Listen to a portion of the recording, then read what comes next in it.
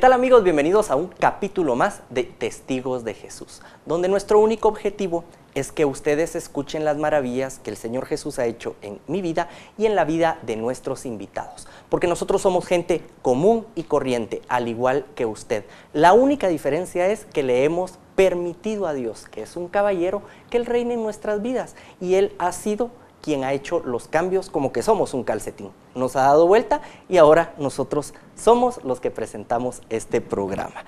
Bienvenido, Mike. Gracias, qué bueno estar aquí de nuevo. Me encanta estar en este programa. Igual para nosotros es un gusto. Muchas Hemos gracias. estado platicando antes. Un niño marista que se educa en el Liceo Guatemala, que vence una adversidad física por la poliomielitis, que empieza a trabajar muy pequeño en los caminos del Señor con los otros niños que estaban durante tus innumerables operaciones, que luego en su juventud se quita de la mano del Señor y empieza a navegar por sus propios medios y empieza a creerse la película que era el traidito de la misma. Llegas a un punto en que encuentras a una persona para casarte y tu tía se mete en donde no la habías llamado y le va a hablar al padre para que te casara. Ahí dejamos el capítulo anterior. ¿Qué pasó, Mike? Dios. Bueno, pues fíjate Ibas que por el segundo matrimonio. No, pues fíjate que el primero no me casé. La primera vez no nos casamos, sino que intentamos vivir juntos y no se pudo. Yo tenía 18 años, ella tenía 17. Y fíjate que lo que todo el mundo te dice, todo el mundo te lo advierte, es muy difícil para un par de jovencitos empezar una vida y una vida en serio, ¿verdad? Pues nosotros no funcionó. Entonces me quedé durante 7 años como papá soltero. Y fíjate que aquí, cuando llegue a ese punto, cuando conozco a Lisette, mi esposa, cuando nos hacemos novios y ya empezamos a pensar en casarnos, son de aquellas cosas que te tengo que decir, Jonathan, llegan a tu vida y uno no sabe de veras. Muchas veces cuando entraba el carro a mi casa en la noche yo me hacía la pregunta, ¿qué estoy haciendo? ¿Qué estoy haciendo? ¿Por qué estoy haciendo esto? Y la verdad no le encontraba respuesta. Déjame contarte que en esa parte quizás lo que más me dolía era empezar a entrar a hacer una vida en serio, una vida de familia y dejar mi vida que llevaba. Es que mi vida estaba bonita, de veras. Mira, poder, lo que te decía, tenía lo suficiente para andar gastando. Se me había olvidado contarte que mi otra pasión, porque yo cuento de mis pasiones. Ya te conté mi primera pasión dominante, las patojas. Pero la segunda fue más dominante, los carros. Porque a mí me encantó el deporte de las carreras de carros. Y entonces empecé a practicar ese deporte como deporte. Y me encantaba, entonces yo vivía mucho para el deporte que estaba practicando y todo era un círculo vicioso, ¿verdad? Porque carros y mujeres, mujeres y carros, eso tenía mucha relación. Y yo no quería dejarlo, pero miraba la relación con Lisette y había que casarnos.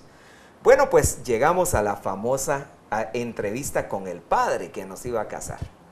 Nunca se me olvida que llegamos, nos citó a las 5 de la tarde de un día entre semana, ahí en la Merced, y tuve el gusto de conocer al padre.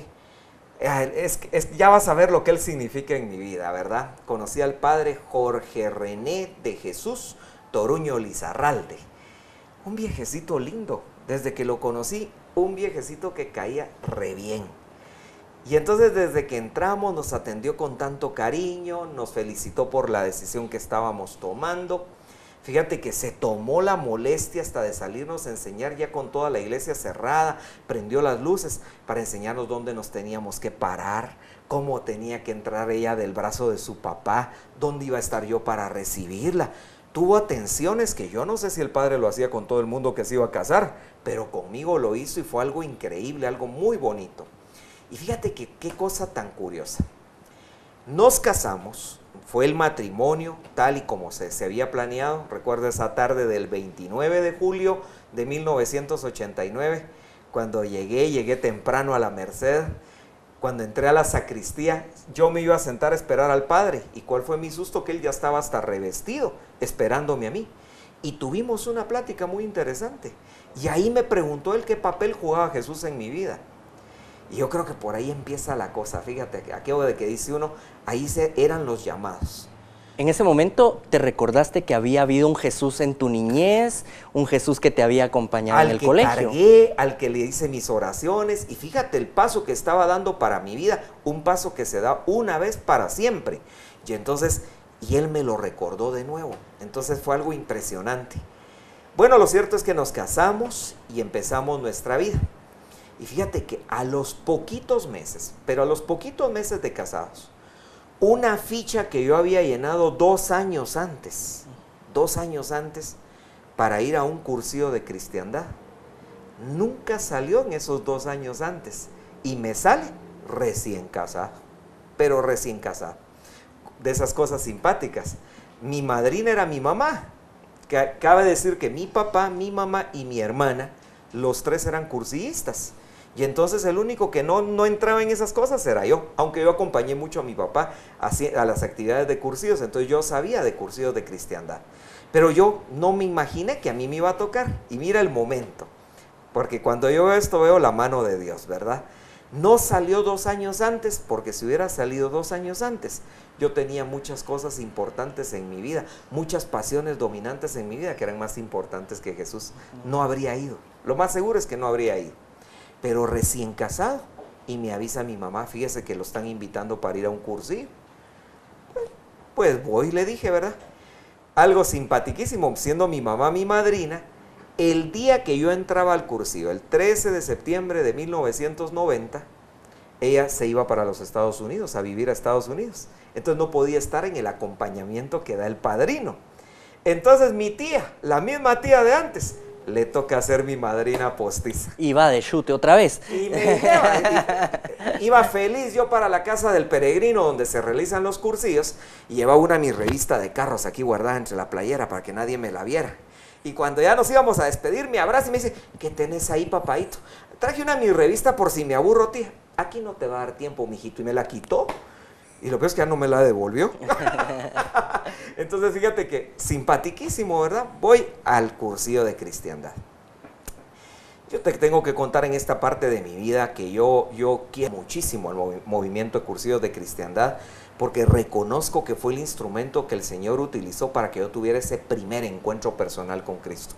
Yo era un católico, yo siempre fui católico, pero fui católico de nombre, de herencia, de práctica, pero yo no había tenido un encuentro personal con Él. ¿De qué estás hablando? Porque hay muchas personas en la casa que dicen, sí, es eso, yo ¿verdad? soy católico, yo voy a misa, yo cargo en la procesión, pero ese realmente gancho del primer encuentro personal donde tu religión se convierte en una relación. Así es. ¿Cómo le explicamos a las personas de Lo casa vamos... que no se trata de nada, digamos, si es algo fuera de este mundo, porque es una unión entre uno y Jesús, pero que nos pasa a cualquier mortal común y corriente? Es correcto. Mira, Bueno, pues, me encanta explicar eso. Fíjate que, pues lo que conté de mi vida yo hasta ahorita es mi antes de Cristo. Como la historia de la humanidad es mi antes de Cristo. ¿Por qué? Porque para entonces mis pasiones dominantes, lo que a mí me gustaba hacer, el poder, el tener, el éxito, la profesión, la fama, el deporte, para mí era lo que me gustaba. Me encantaba que la gente dijera, o salir en las noticias que había ganado una competencia o había pasado algo, y que la gente viera que incluso teniendo una limitación física yo podía hacer eso. Pero fíjate cómo estaba de mal orientado, porque solo lo miraba desde el punto de vista egoísta, lo miraba todo orientado hacia mí. Pero fíjate que yo explico que para que hayan el encuentro personal con Cristo, siempre se tienen que dar 3 encuentros. Y hay uno que es previo, que se llama el encuentro con uno mismo. Si no se da el encuentro con uno mismo, pues eso es lo que las viejitas de antes decían, lo que la mamá le dijo muchas veces a uno. Mire, mijo, usted a Dios no lo puede engañar. Usted puede engañar a todo el mundo, pero a Dios y a usted mismo no lo puede engañar.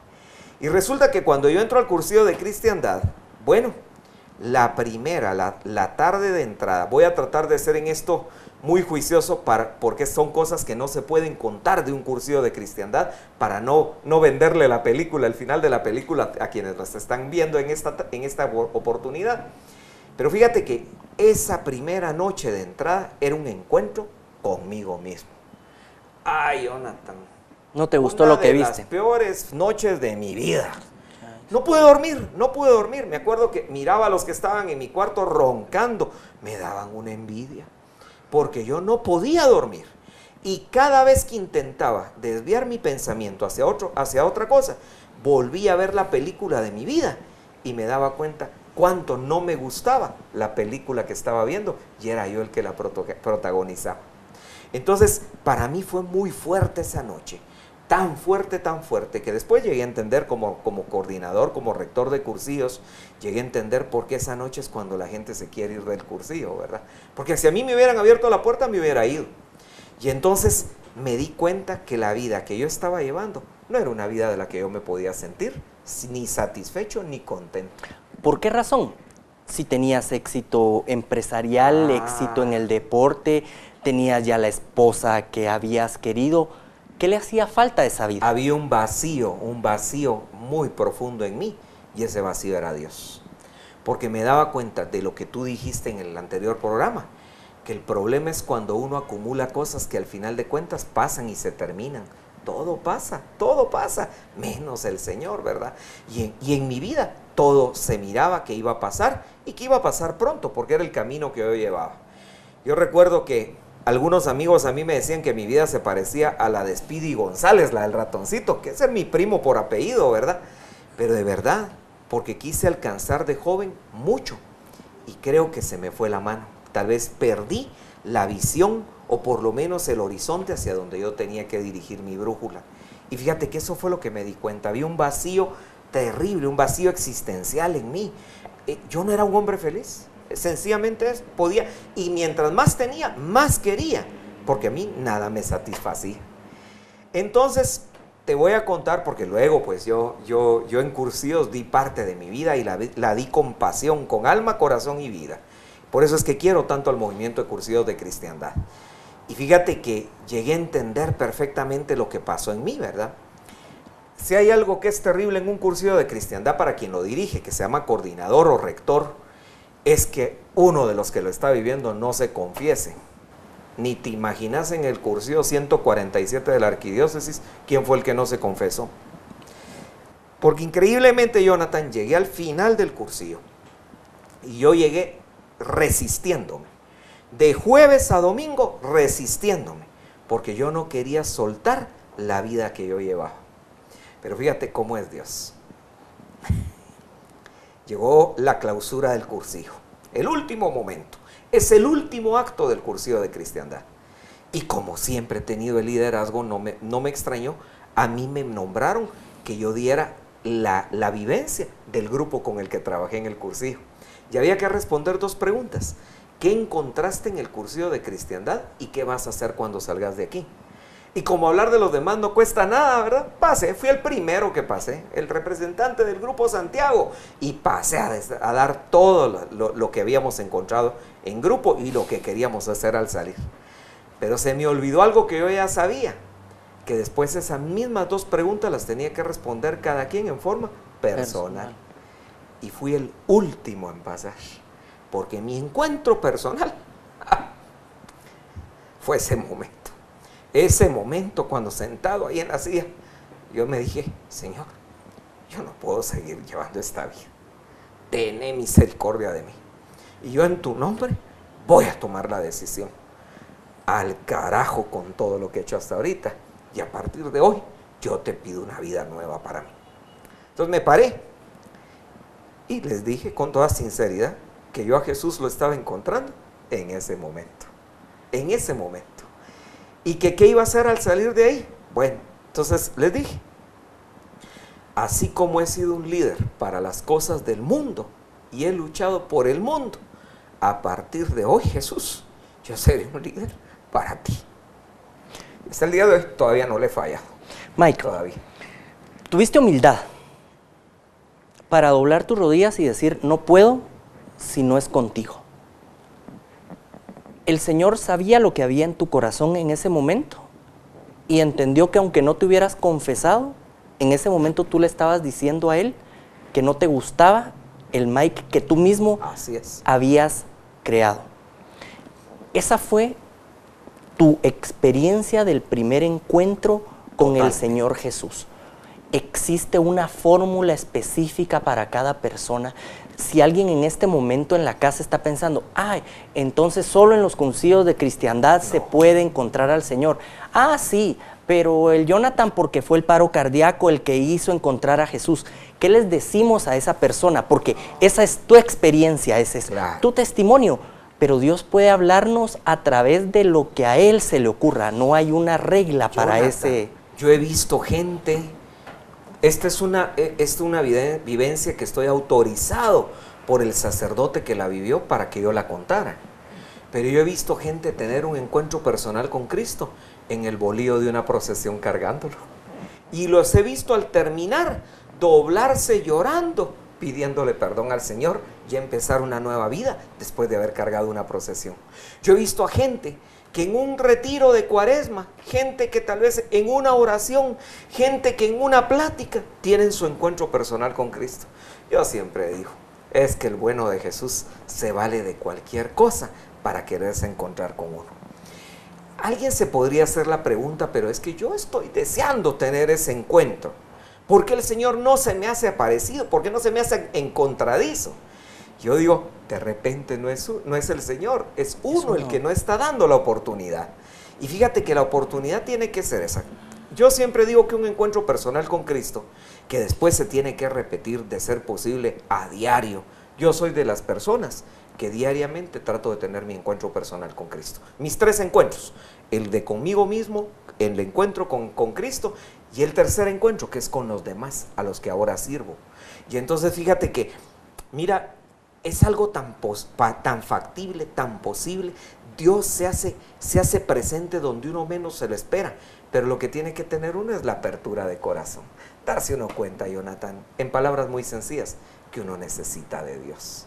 Y cuando uno necesita de Dios, entonces te vas a dar cuenta que todo lo que te pasó podría haber sido de una manera diferente. Y que todo lo que te va a pasar de aquí en adelante, seguro que va a ser diferente. Y va a ser bueno. ¿Qué pasó con esas personas que antes de tu jalón de orejas personal con Jesús, de ese abrazo cariñoso personal con Jesús, habían estado en tu vida? ¿Has tenido posibilidad de hablar con ellos y decirles, no fue lo correcto, sí fue lo correcto, te quiero más que antes, te voy a querer más ahora?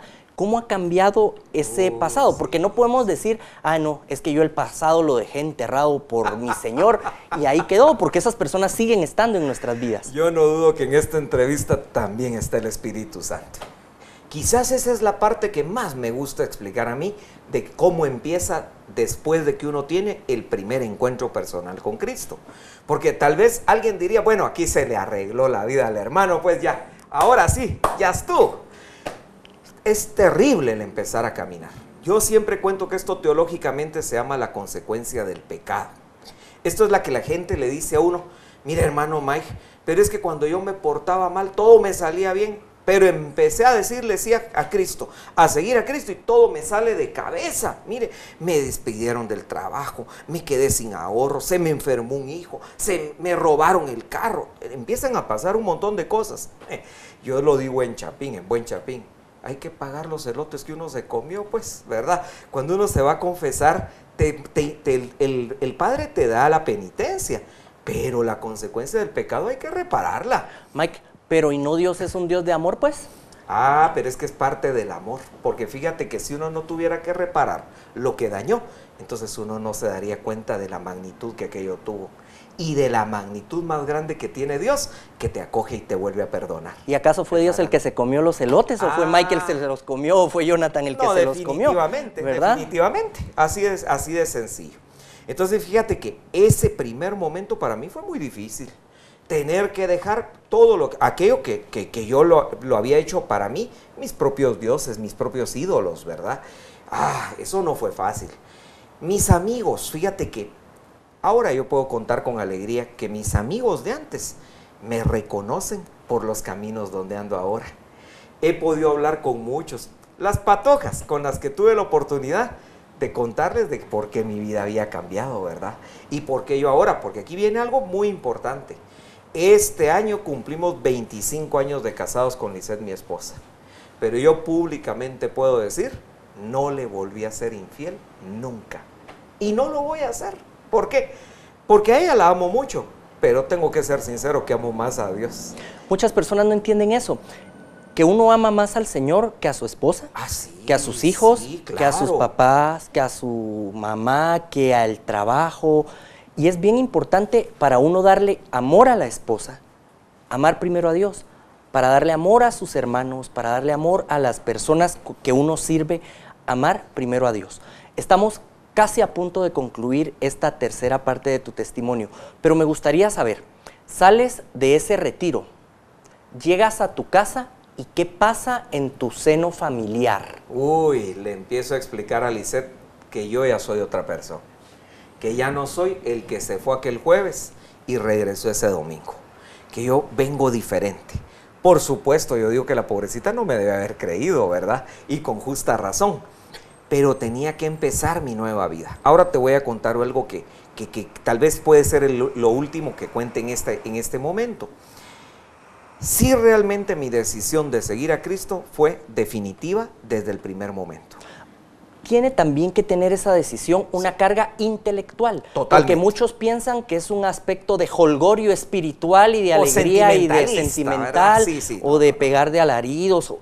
Realmente es una decisión consciente, inteligente y es una opción de vida. No es que nadie te haya obligado, sino que el mismo amor te llevó a hacer esto. ¿Cómo funciona? Expliquémosle a las personas que nos ven. Pues fíjate que en ese momento, cuando yo platicaba con el Señor, en ese momento del encuentro, yo le decía, bueno, yo te voy a ofrecer a partir del día de hoy mi vida. Y yo no voy a descansar ni un solo día del tiempo, del resto de mi vida que tú me des, para servirte, para amarte, para buscarte, para conocerte. Yo me voy a entregar del todo a ti. Pero es que creo que si no me entrego de esa manera, entonces no va a servir. Yo voy a fallar. Quizás, tal vez aquí viene la parte intelectual. Es que yo reconozco y conozco cuáles son mis defectos. Yo conozco perfectamente cuáles son mis pasiones dominantes. Yo sí cuento una cosa porque de repente alguien va a pensar mal. De plano es que al hermano le dejaron de gustar las patojas. Todavía me encantan, pero aprendí la lección. Y aprendí que yo tengo una y respeto a las demás. Entonces, eso yo inteligentemente lo he tenido que comprender y lo he tenido que volver un sentimiento, pero más que un sentimiento, una convicción de vida. Y entonces lo vivo porque amo a Dios. Mike, entonces desde este día que saliste en el retiro te has convertido en la persona más aburrida de este mundo, en el más aguafiestas de este mundo. Ya no hay diversión en tu vida, ya no hay alegría, ya no hay felicidad. Bueno. Seguramente, me imagino que así debe de ser. Pónganse la marcha fúnebre, hombre, por favor, eso porque muchas personas piensan, sí, ya se acabó la diversión. Todo lo contrario. Estos 24 años han sido lo mejor de mi vida. Y yo cuento que yo soy un hombre completamente feliz. Y ya les explicaré por qué soy completamente feliz. Pero eso será en el próximo episodio de Testigos de Jesús. Como se recordarán mis amigos, venimos de aquel niño del Liceo Guatemala al que no dejaban jugar béisbol por el problema que tenía de poliomielitis. Este niño que entra a la universidad, que empieza a alejarse de los caminos del Padre, que empieza a vivir una vida de autosuficiencia, de mucho éxito en el trabajo, pero con un gran vacío en su corazón. Va a un retiro por una tía que ha estado presente en su vida, apoyándolo en su matrimonio, apoyándolo en los inicios de su matrimonio, apoyándolo para que se reencuentre nuevamente con el Señor. Ha doblado rodillas, le ha entregado su vida nuevamente al Señor y se ha decidido a echar punta en los caminos de Dios. Como nos gustaría que hoy también usted doble rodillas allá en su casa y le diga al Señor, entra en mi vida que quiero conocerte, amarte y trabajar para ti. Nos queda un minuto antes de despedirnos. Bueno, yo diría que si tú estás buscando verdaderamente encontrarte con Dios, solo dispón tu corazón. No tienes que hacer nada más. Si muchas veces te has resistido a la invitación a un retiro, pues de repente ya es hora de que aceptes. Si de repente aquel cuñado, aquella nuera, aquella que te llega a hablar de Dios, solo la has escuchado como oír llover, tal vez hoy es el momento para que la escuches de verdad con tu corazón y te darás cuenta que Dios siempre estuvo a tu lado, esperando por este día. El encuentro personal con Cristo es el que verdaderamente hace a la gente seguir por otro rumbo, y ese rumbo puede ser tan diferente que de verdad encuentres la felicidad que hasta hoy incansablemente has buscado. Hoy la vas a encontrar. Gracias por acompañarnos en esta nueva emisión, Mike. A ustedes gracias por estar en su casa. Y recuerden, esto no se trata de ninguno de los que estamos sentados aquí. Esto se trata del Señor Jesús, que ha hecho maravillas en nuestras vidas y que puede hacer maravillas también en la de ustedes. Así es que salgan a la calle y testifiquen del amor de Dios en nuestras vidas. Los invitamos a que nos sigan en nuestras redes sociales y que nos escriban a través del correo electrónico que aparece abajo de sus pantallas. Que la paz, el amor, la serenidad de nuestro Señor esté en sus corazones y en sus hogares. Será hasta una próxima emisión de su programa, Testigos de Jesús. Hasta la próxima.